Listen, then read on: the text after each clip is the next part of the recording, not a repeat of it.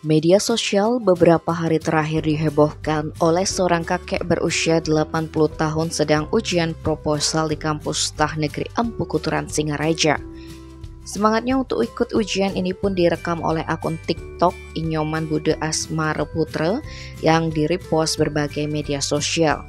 Kakek tersebut ialah Imade Tawe. Saat ini Imade Tawe merupakan mahasiswa Prodi Ilmu Komunikasi Hindu Stah Negeri Empu Kuturan Singaraja angkatan 2019 dan sedang menyusun proposal skripsi pada semester 9.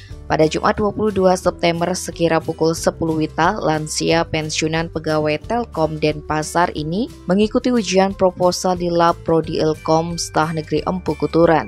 Ia didampingi dua orang pembimbing yakni Komang Agus Widiantara MIKOM selaku pembimbing 1 dan Inyoman Bude Asmara Putra MIKOM selaku pembimbing 2.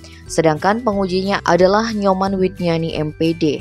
Meski dengan tergopoh-gopoh Imade Tawe memasuki ruangan ujian, ia dipapah oleh dua orang pegawai di kampus. Ia sukses mempresentasikan proposal berjudul Analisis Dampak Pelatihan Customer Service dengan pendekatan jendela johari terhadap kualitas komunikasi interpersonal dan kepuasan pelanggan di PT Telkom selama 45 menit. Proses menjelang ujian ini pun direkam langsung oleh pembimbing Nyoman Bude Asmara Putra. Tak pelak video yang diunggah di akun FB Nyoman Bude Asmara dan TikTok Inyoman Bude Asmara Putra hingga ditonton 2,1 juta views. Kepada Bali Express, Nyoman Bude Asmara Putra selaku dosen penguji yang merekam aktivitas ujiannya Imade Tawe menceritakan jika mahasiswanya tersebut sangat semangat untuk menuntaskan studi jenjang S1. Saat itu, Bude mengaku sangat jarang melihat momen seorang kakek yang semangatnya seperti anak muda untuk menyelesaikan studinya. Spontan saja dirinya langsung merekam dan mengunggahnya di akun medsos hingga viral dan menuai beragam komentar dari netizen. Sementara itu, Imade Tawe yang ditemui pada Senin 25 September di rumahnya, Kelurahan Penarukan Singaraja, mengaku kaget jika videonya saat ujian proposal viral di media sosial. Ia pun ditelepon oleh anak-anaknya yang sebagian besar di luar Bali. Imade Tawe memiliki 10 orang anak, yakni 3 anak perempuan dan 7 orang pria. Saat ini dirinya juga memiliki 40 orang cucu. Ia kini hanya tinggal dengan sang istri tercinta Niketut Winasih 75 tahun. Ia menceritakan jika dirinya memang dulu sempat bekerja di PT Telkom dan pensiun tahun 2000 silam.